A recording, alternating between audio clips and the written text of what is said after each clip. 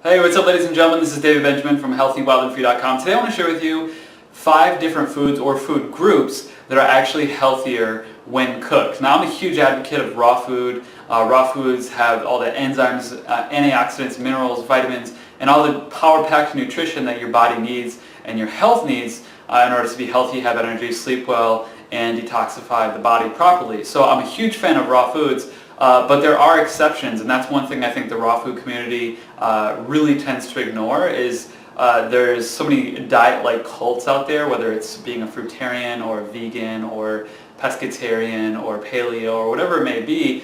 And I think there's good principles in all these different kind of diet sects, but at the same time they all have their faults and downsides, and I think each individual person should really have the best personalized custom diet for them, and maybe taking principles from different diet routines or plans or regimens or whatever it may be. When you integrate those for you specifically in your life, that's when you can see the best results in your health. So like I said, I'm a huge fan of raw food, kind of a raw food diet if you will, primarily, but I'm not 100% raw food diet in my life by any means. I do eat cooked foods, and I do eat foods that have been steamed or cooked or baked or whatever it may be, because there are benefits in those ways as well. So especially when you work in the seasons into things, and living in the north in Michigan like I do, I think there's a lot to be said about that. So let's get into the content for today's video. So there's approximately, I mean there's probably more, but I'm just going to give you kind of the main ones.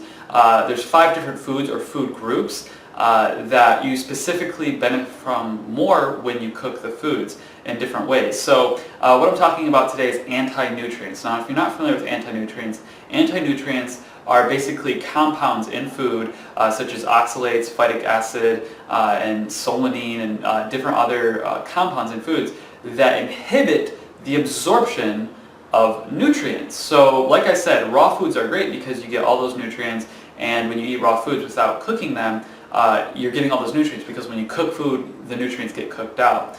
But in some cases, there are anti-nutrients in specific foods, and that's what I'm going to share with you today, that actually inhibit the mineral or vitamin absorption in those foods, and by cooking those foods, you actually reduce the anti-nutrient, which actually allows your body to absorb the nutrients better. So actually the food becomes healthier and more nutritious when cooked. So with that being said, I want to get into today's content and share with you what foods those are. So the first food is spinach.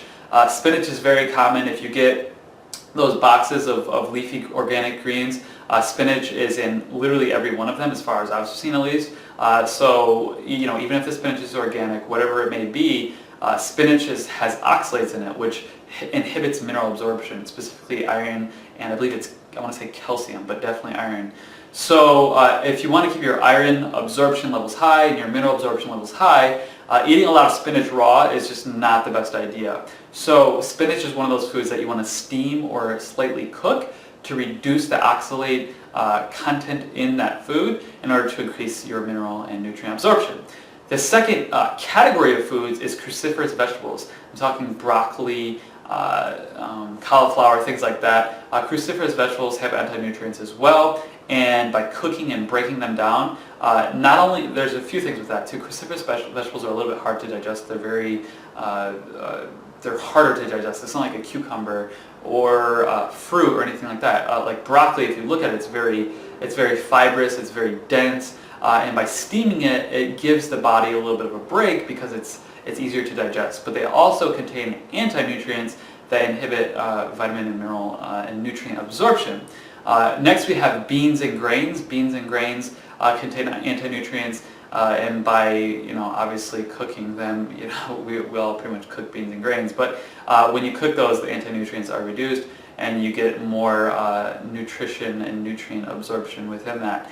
And last but not least, you have different nuts and seeds. Now with nuts and seeds, you're not going to bake them. I mean, there are some nuts and seeds that do get cooked or baked or something like that, but with them specifically, they contain anti-nutrients. And how do you get those anti-nutrients out of the nuts and seeds? And there's specific ones, and I'm just sharing you a synopsis in today's video so that you can read more, and I'll link to that below. But there's specific nuts and seeds that do contain anti-nutrients, and you can get rid of those by simply soaking them in water for a period of say 24 hours.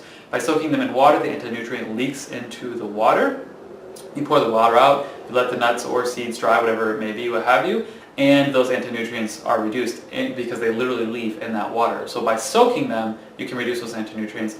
That increases the absorption of the nutrients in the food itself so that it can be digested better and benefited from nutritionally speaking. So if you aren't familiar with anti-nutrients, there are quite a few anti-nutrients. I just wanted to kind of give you an overview of what anti-nutrients are. They're just simply compounds in foods that, when are ingested, inhibit the absorption of certain vitamins, minerals, antioxidants, or any nutrient.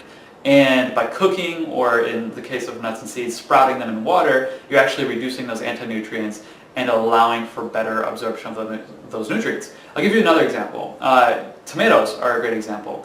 Tomatoes, as far as I don't know if they actually contain anti-nutrients, but studies have found that when tomatoes are cooked or slightly steamed or whatever it may be, when heat occurs with a tomato, the lycopene is absorbed better in the body, and it's something like, I want to say it's like 200 or 300%. Don't quote me on that, but you get a lot more lycopene, which is a beneficial antioxidant that is beneficial for heart health, blood health, prostate health.